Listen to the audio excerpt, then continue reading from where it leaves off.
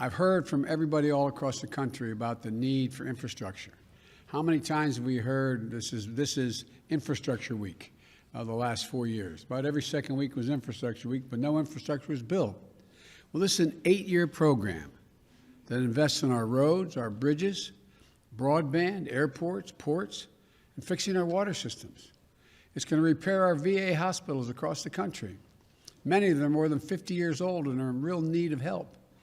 It will invest in research and development to outcompete China and the rest of the world. Independent analysis shows that if we pass this plan, the economy will create 19 million jobs, good jobs, blue-collar jobs, jobs that pay well. That's long-term jobs for pipe fitters, healthcare workers, those who work in the steel factories and the cutting-edge labs as well. The new report out this week shows that nearly 90% of the infrastructure jobs created in the American Jobs Plan can be filled by people who don't have a college degree.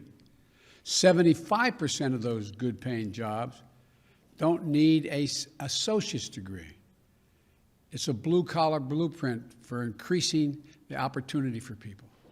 This is an economic opportunity of those who have helped build the country and have been ignored or neglected for much too long by our government. It's a once-in-a-generation investment in our economic future, a chance to win the future, paid for by asking big corporations, many of which do not pay any taxes at all, just to begin to pay their fair share.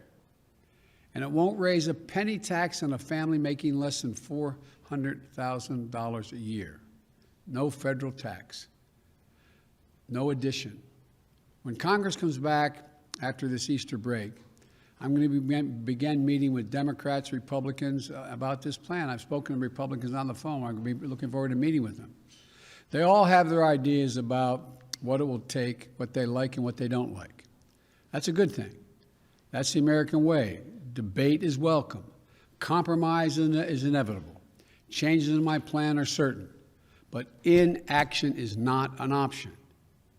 The American people have been promised action and infrastructure for decades.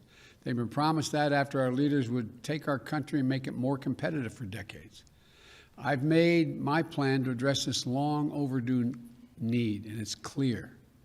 Polls already show strong support for infrastructure investment from the American people, whether they're Democrats, Republicans, or independents. Congress should debate my plan, change it, and offer alternatives if they think that's what they have to do. But Congress should act. Likewise,